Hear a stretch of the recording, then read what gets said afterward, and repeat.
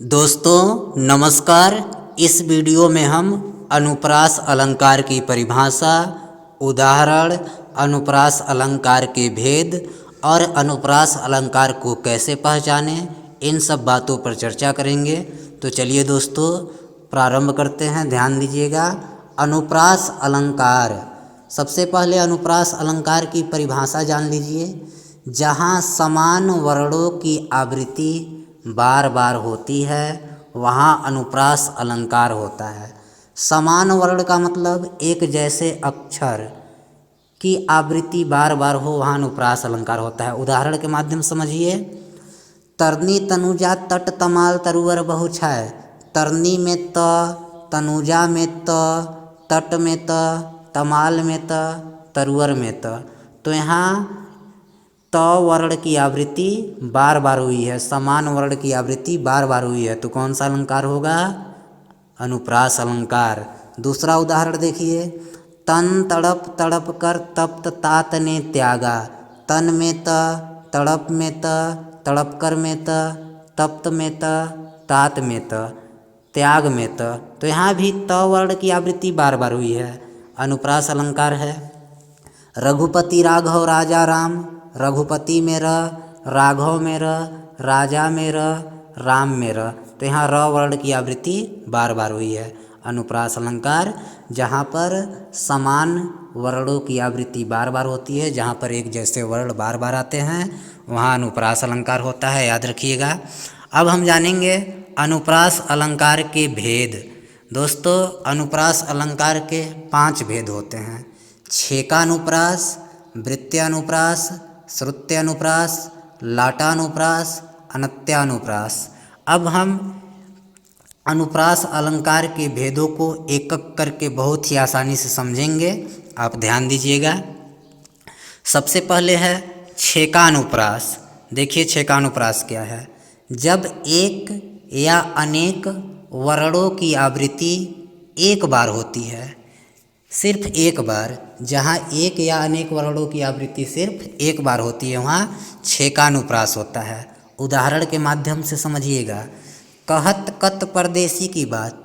कहत के बाद देखिए कत, तो यहाँ क वर्ण की आवृत्ति सिर्फ एक बार हो रही है। यहाँ पे देख रहे हैं ना, कहत के बाद कत, क एक बार आ रहा है, तो कौन सा अलंकार होगा? छेकानुप्रास। दूसरा उदाहरण को समझिए। राधा के बर बैन सुनी चीनी चकित सुभाई। दास दुखी मिश्री मुई सुधा रही सकुचाई। राधा के बर बैन, बर और बैन, तो यहाँ देखिए ब वर्ण की आवृत्ति एक बार हो रही है, बर के बाद फिर बैन में ब आया है। चीनी चकित, यहाँ भी देखिए च की आवृत्ति एक बार हो रही है। दास दुखी, यहाँ भी द वर्ण की आवृत्ति एक बार हो रही है।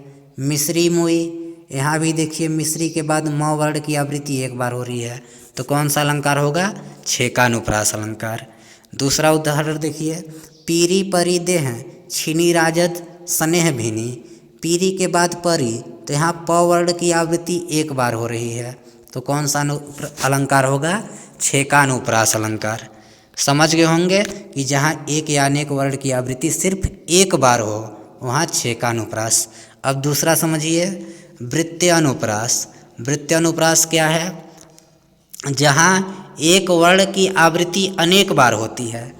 जहाँ एक वर्ण की आवृत्ति एक बार हो, वहाँ छेकानुप्रास हो जाएगा, और जहाँ एक वर्ण की आवृत्ति अनेकों बार हो, वहाँ वृत्त्यानुप्रास हो जाएगा। जैसे समझिए। चारू चंद्र की चंचल किरणें खेल रही है जल थल में। चारू के बाद फिर चंद्र में च, चंचल में च, तो यहाँ च वर्ण की आवृत्ति अनेक बार हुई है, तो कौन सा अलंकार? वृत्त्यानुप्रास। तरनी तनुजा तट तमाल तरुवर बहुछाय। तरनी में त, तनुजा में त, तट में त, तमाल में त, तरुवर में त। तो यहाँ भी त वर्ण की आवृत्ति अनेक बार हुई है, तो कौन सा अलंकार? वृत्त्यानुप्रास अलंकार। जहाँ पर एक ही वर्ण की आवृत्ति अनेक बार होती है, वहाँ वृत्त्यानुप्रास होता है। और इससे पहले हमने पढ़ा छेकानुप्रास। उसमें क्या होता है? छेकानुप्रास अलंकार में एक ही वर्ण की आवृत्ति, एक या अनेक वर्ण की आवृत्ति सिर्फ एक बार होती है, और वृत्त्यानुप्रास में एक ही वर्ण की आवृत्ति अनेक बार होती है। अब अगला समझिए। श्रुत्यानुप्रास। ध्यान दीजिएगा, जब कंठ, तालु, दंत आदि एक ही स्थान से उच्चारित होने वाले वर्णों की आवृत्ति हो, वहाँ श्रुत्यानुप्रास होता है। जैसे 5 स्वर यंत्र होते हैं, आप जानते होंगे, कंठ, तालु, मूर्धा, दंत, होष्ठ। यदि इनमें से किसी एक ही स्थान से उच्चारित होने वाले वर्णों की आवृत्ति हो, वहाँ पर श्रुत्यानुप्रास हो जाएगा। समझिएगा, तो उदाहरण में, तुलसी सीदत निस्दिन देखत तुम्हारी निठुराई।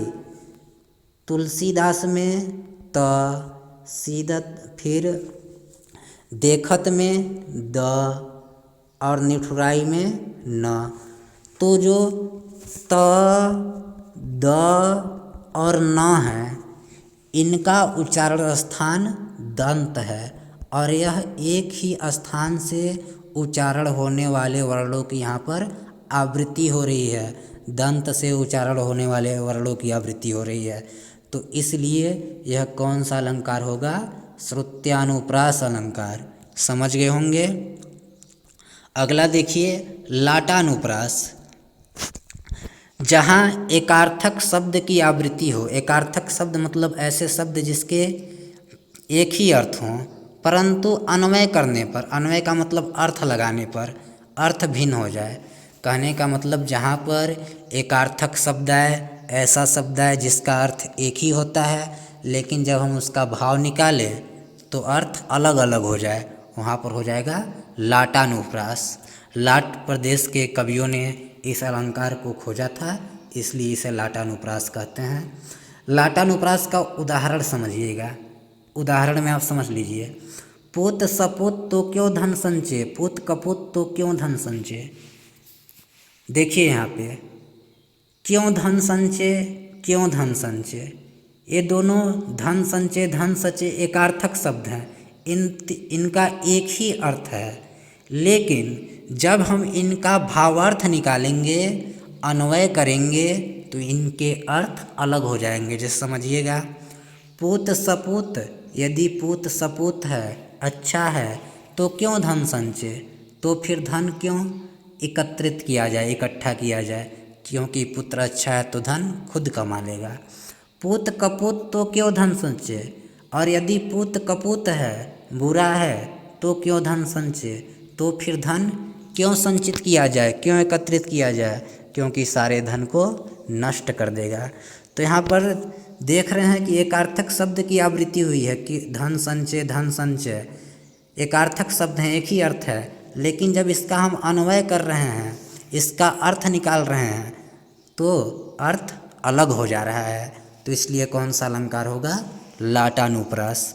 दोस्तों, अगर वीडियो पसंद आया होगा तो वीडियो को लाइक कर दीजिएगा, चैनल को सब्सक्राइब कर दीजिएगा। वीडियो देखने के लिए आप सभी का दिल से धन्यवाद।